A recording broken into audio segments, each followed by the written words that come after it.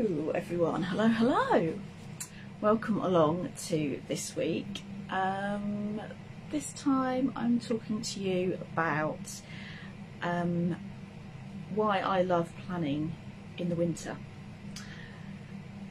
Those of you that know me will know, it will come as no surprise that I do like a good plan, and I do love getting out my favourite stationery. So my favourite pen, this is a lovely gorgeous fountain pen that I've actually got some purple coloured ink in at the moment. My favourite notebook, and sitting down and just having a good old scribble and writing down and making a plan, whether it's making a list, drawing some diagrams or whatever that is. I love to have a good plan, and I love to sit down and be able to have the time and space to do that. And I think the winter is a really good time and a really good opportunity to allow yourself to do that. So here's why I think the winter is a good time as opposed to any other time of the year. Of course you can at any time of the year sit down with a pen and a notepad and write a list, but I think the winter in particular is a perfect time to do that, because winter is naturally a time of year where things are a bit slower. You know, in nature everything is kind of shutting down and closing down. Animals are hibernating, it's cold, you don't really want to be outside doing stuff. It's a really great time to just hunker down, get cozy, slow down the pace of life. You know, it's getting dark really early, particularly if you're in the UK or in the if you're in a country that's not on the equator where the day and night is quite relatively equal. There are going to be times of the year when it gets dark really early, and it's just naturally, you know, makes you want to kind of draw in and come inside and get cozy. So that's a particular reason I think why winter works well, because it naturally lends itself to that kind of coming in, sitting down and having that time to plan and do that process. You know, being cozy and hunkering down, whether that's next to a roaring fire or you've got your blanket. I've got a blanket here at the moment. You know, get your cup of coffee out and just sit down and give yourself that time and space. And slowing down as well, particularly in the winter, can give you the opportunity to start reflecting on things. So it might be you want to reflect on the whole year, because, you know, Christmas and New Year is a kind of the time where a lot of people think about, you know, the whole year that's just gone past. But it might be that you just want to reflect on certain aspects of things, or you know, it depends on what you're planning, what you need to think about, what you need to reflect on. And that leads me nicely into sort of that Christmas and New Year period. Generally is a good time to start reflecting and start planning forwards, because it is naturally at the end of the calendar year.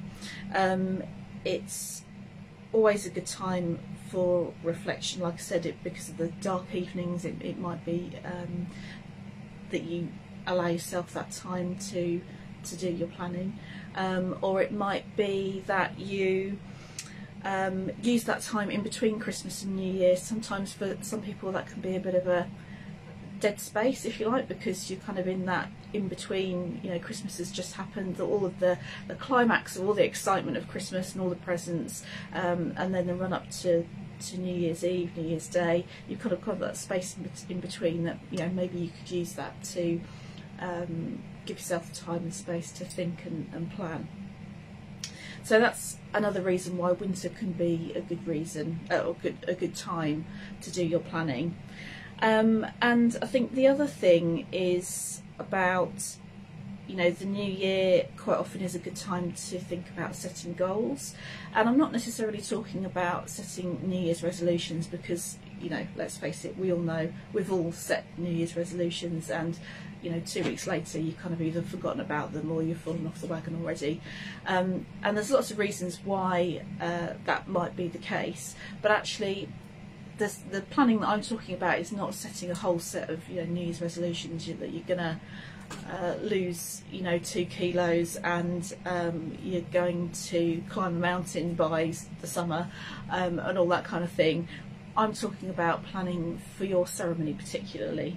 So it might be that you've got a particular occasion that you want to have a ceremony for, and it's just allowing yourself time. It could be just time to think about what it is that you want from your ceremony, very generally speaking, or it could be that you've already got ideas and you know what you want but don't know quite how you're going to achieve it yet. So it could be planning in terms of, well, who do you need to speak to about making these plans happen.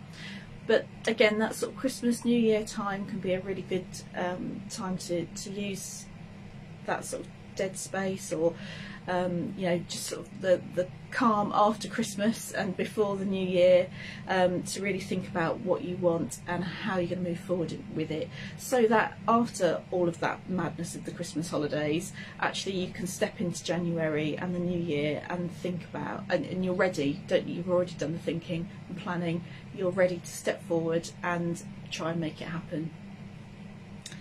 So just to recap, winter is a really good time because it gives you the opportunity to look within yourself, reflect, literally sit down with your favourite stationery, or even if stationery is not your thing, maybe that's a bit yesterday for you and you prefer to make your notes and stuff on a iPad or other electronic device, go for it.